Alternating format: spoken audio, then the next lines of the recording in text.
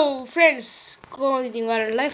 ඉතින් ඔන්න අද ගෙනල්ලා තියෙනවා Driving Simulator ශ්‍රී ලංකා කියන ගේම් එකේ සුපිරිම එහෙම කියන්න බෑ ඉතින් ගේම් ප්ලේ වීඩියෝ එකක්.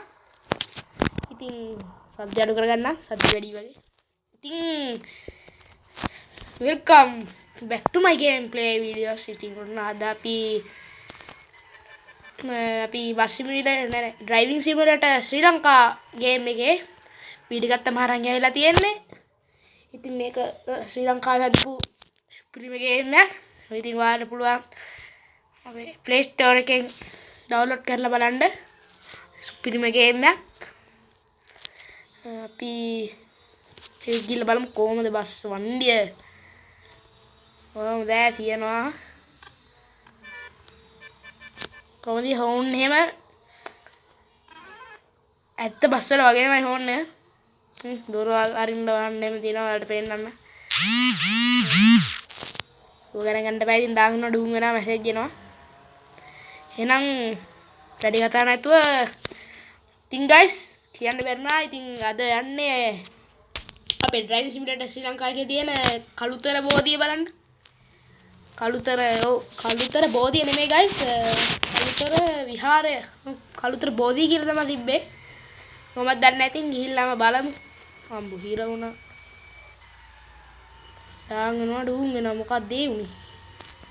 එතන හිර වුණා ටිකක් ඉතින්. ඌවම තමයි ඩාන් වෙනවා ඩූම් වෙනවා.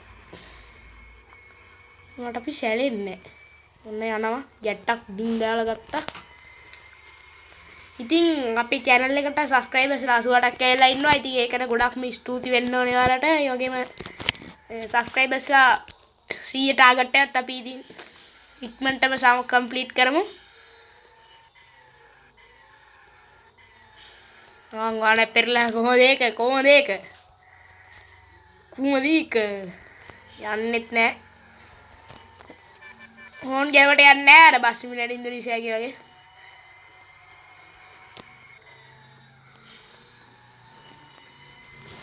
ඉතින් ඔයා තාමත් මේ වීඩියෝ එකට ලයික් කරලා නැද්ද? මොකද්ද ඉතින් ඔය නිකන් තියෙන ලයික් බටන් එකට පුංචි තට්ටුවක් දෙන්න ලෝභ වෙන්නේ.